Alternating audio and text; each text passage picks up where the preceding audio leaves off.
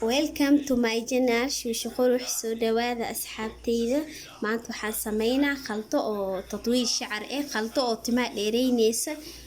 oo maasha Allah. Soo dhawaada meesha waxaan ku haysanaa jiir sa u jeedin waaye. Jiir waaye. Inta waxaan ku haysanaa zabadi.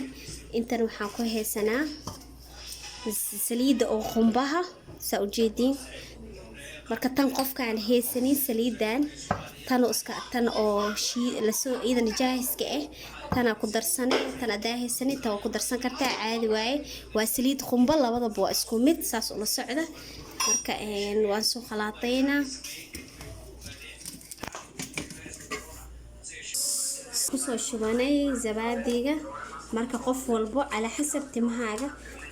deebadan yihiin zabadiga waa badsanay haddii timahaaga wax yar yihiin zabadiga laba malgaca ka suubsanay marka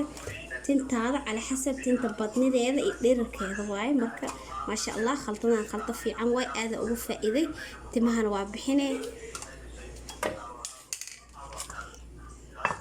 marka hadda waxa waaye zabadiga shiida sa u jeedin waaye zabadiga khalaadka ku soo shubanay marka jiirki oo soo la soo dhaqay oo la soo qalajiyo nadiif haddana ku shubanayna kisar u shubanayna saas oo la socda marka khalaadana soo daarana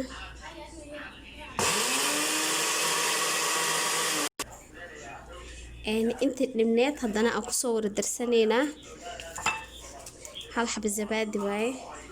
jiirka kulligiisa ma xabadka dhan maaha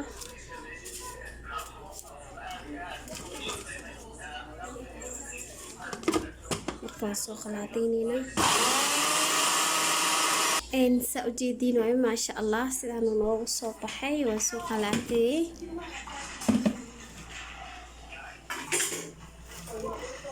sidaan noogu soo baxay sa u jeedin waaye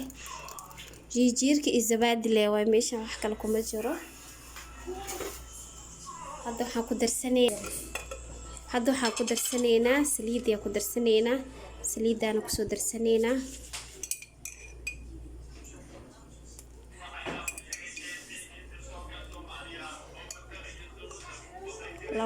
saddex malgaco sa u jeedin